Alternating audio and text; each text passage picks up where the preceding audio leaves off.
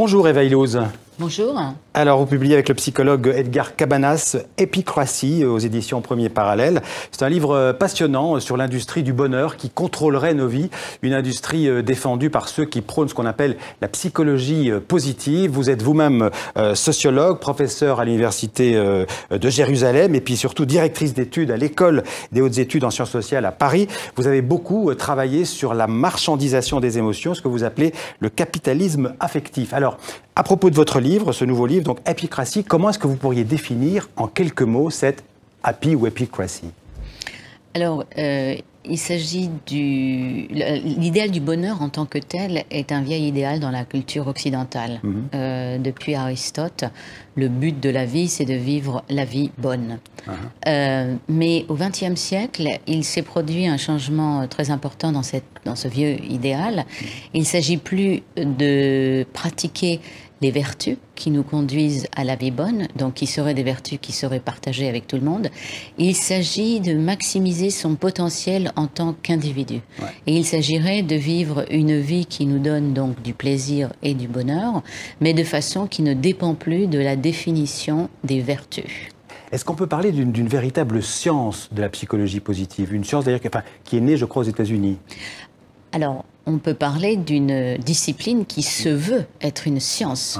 Ça oui, est-ce qu'elle l'est ou pas? Ça, je laisse le lecteur en décider de lui-même. Mais en fait, alors que jusque dans les années, je dirais, 70-80, le bonheur était une affaire de philosophie, de morale et de spiritualité.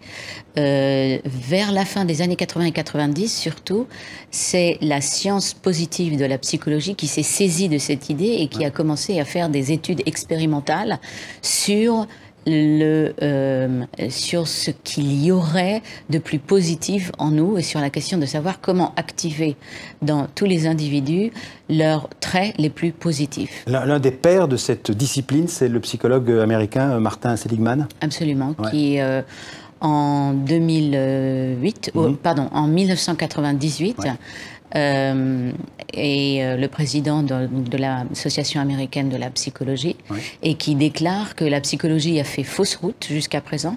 La psychologie et la psychanalyse, donc ensemble, auraient fait fausse route parce qu'elles se seraient focalisé sur les pathologies, sur la souffrance, sur ce qu'il y avait en l'homme de plus négatif.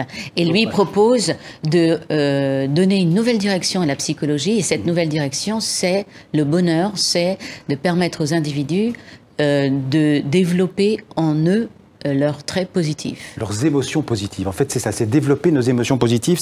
L'idée, en fait, c'est penser à vous. Votre bonheur, il est à portée de la main? Alors, il n'est pas exactement à portée de la main. On va vous aider, en tout cas, à l'atteindre. Exactement. Le bonheur demanderait de désapprendre des habitudes de pensée négatives. Et donc, par exemple, en Inde, récemment, il y avait un article dans Le Monde qui montre qu'en Inde, on crée des classes du bonheur où des enfants de 7 ans, on apprend à des enfants de 7 ans à manifester de la reconnaissance vis-à-vis de leurs parents, de leurs professeurs et de leur nation. Alors, vous parlez de l'Inde, il y a un petit pays juste à côté qui est le Bhoutan, où on a remplacé le produit intérieur brut par le bonheur national brut. C'est vraiment, là, c'est l'idéal, j'allais dire, incarné par ce pays. Oui, alors en 2008, effectivement, le Bhoutan a mis en pratique, je dirais, les phénomènes qu'on examine dans le livre. Et c'est l'alliance entre les psychologues positifs et les économistes. Donc les économistes commencent à être influencés par cette psychologie positive et en utilisant aussi la philosophie utilitariste du 19e siècle qui préconisait que le but d'une bonne politique, c'est d'augmenter le plaisir général de la population. Donc ces économistes commencent à préconiser l'idée qu'il faut augmenter non pas le PNB, non pas la redistribution égale des richesses, mais le bonheur général de la population. Et les Nations Unies ont adopté aussi cette nouvelle façon de mesurer et de comparer entre elles les nations. Israël, donc un petit pays que je connais bien, est systématiquement classé très haut avant l'Allemagne, la France et les États-Unis, alors que le coût de la vie en Israël est très cher, alors qu'il s'agit d'un pays qui est constamment en proie à des guerres, alors que beaucoup de gens consacrent beaucoup d'années de leur vie à un service militaire très éprouvant, eh bien, ce pays a quand même des notes beaucoup plus élevées que d'autres pays qui sont beaucoup plus pacifiques. Est-ce que le pendant de cette tension, ce serait une sorte d'hédonisme ? Non. Alors, Richard Layard, qui est donc un économiste à la London School of Economics, qui est un des gourous, celui qui va peut-être fonder le domaine qu'on appelle les happiness economics, donc l'économie du bonheur.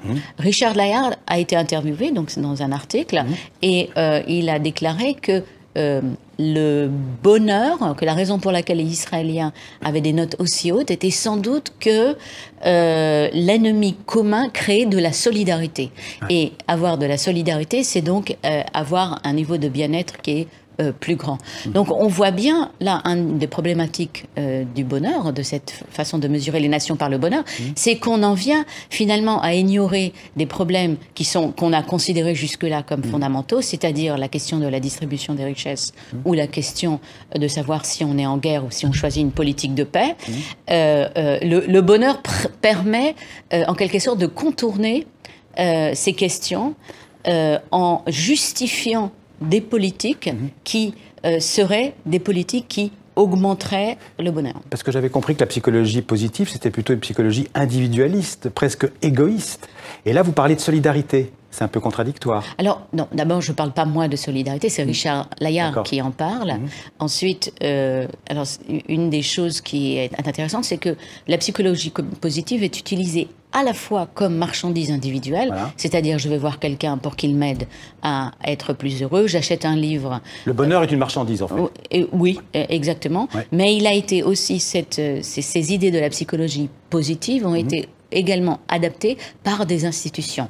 L'armée américaine, par exemple, a créé un programme pour accroître le bon moral de ses soldats. Coca-Cola, la grande entreprise, la multinationale Coca-Cola, a adopté un programme aussi de bonheur, et les nations aussi. Mais on pourrait dire que c'est plutôt positif, tout ça. Qu'est-ce qui vous gêne dans cette discipline, dans cette science, dans cette théorie ? Alors, d'abord, je l'ai dit il y a quelques minutes, la première chose, c'est que quand elle est appliquée au niveau des nations, ça peut amener certains économistes qui l'ont dit à déclarer que l'inégalité n'était pas pertinente, par exemple, pour le bien-être général. Et en fait, ils disent même que l'inégalité peut être un facteur de bonheur parce que l'inégalité nous donne l'envie de nous battre et d'avoir l'espoir d'améliorer nos conditions. On peut dire que cette psychologie positive, c'est une théorie qui va de pair avec le libéralisme ou le néolibéralisme économique ? Ah oui, tout à fait. Je dirais que c'est vraiment la philosophie sociale qui aide le mieux le néolibéralisme. Alors, le néolibéralisme, c'est deux choses, c'est plus, mais c'est deux choses essentielles. La première, c'est comme Margaret Thatcher l'avait dit, l'idée que les sociétés ne sommes que des individus et des familles. Donc, si nous sommes que des individus et des familles, ça veut dire que nous ne devons rien attendre ni des communautés ni de l'État. Et ça veut dire que nous sommes tout seuls face à nos vies, et ça veut dire que nous sommes responsables et coupables d'échouer dans nos vies. Donc quelqu'un qui aurait été licencié et qui se sentirait déprimé est coupable et responsable de sa dépression. Donc ça, c'est la première chose. Oui, parce que si on n'atteint pas le bonheur, si ça ne marche pas, c'est de notre faute. Oui, c'est ça. En fait, vous m'avez demandé qu'est-ce qui me gênait dans cette idée du bonheur. C'est l'idée de la surresponsabilisation de l'individu et le fait qu'on ne parvient plus à comprendre le rapport entre notre souffrance et les institutions. Ouais. Donc ça, c'est la première chose. Et le néolibéralisme, c'est aussi l'idée que l'humain, l'individu doit maximiser son potentiel. Que l'individu est en quelque sorte une machine économique qui doit être maximisée. Alors, heureusement, il y a des gens qui vous regardent, qui vont se dire, moi, je ne me reconnais pas là-dedans. Au contraire, moi, je reste, je ne suis pas égoïste, je suis solidaire. Ça existe encore, la solidarité. Tous les gens ne courent pas derrière le bonheur.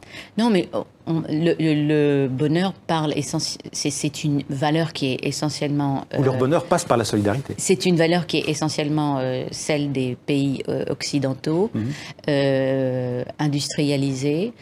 Ce sont des pays qui sont individualistes.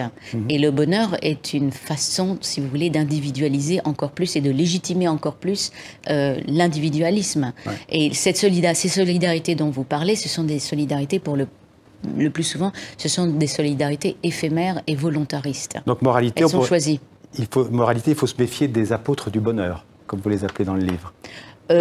Pas forcément, mais quand ces apôtres vont servir et se mettre au service de grandes institutions comme l'armée ou les grandes entreprises, il faut se poser des questions. Parce que l'entreprise est aussi concernée par cette... Oui, absolument. Oui. Alors, la dernière phrase de votre livre, je vais la citer, c'est « Merci à tous ceux qui font de la quête des émotions positives et du bonheur un projet inutile ». Vous pensez à qui en disant ça? À ceux qui font de la quête du bonheur... Un projet inutile. De la quête des émotions positives. Ah, vous voulez dire en épigraphe? Oui, voilà, oui, d'accord, je me disais pas. Oh, ben, ça veut dire que ce sont tous ceux qui ne tombent pas dans cette manipulation? Non, ce sont les gens avec qui on peut souffrir, mais dont la présence est extrêmement importante dans une vie. Merci beaucoup, Eva Illouz. Je rappelle le titre de ce livre donc, que vous signez avec Edgar Cabanas, Épicratie, comment l'industrie du bonheur a pris le contrôle de nos vies. C'est aux éditions du Premier Parallèle. Merci beaucoup. Merci.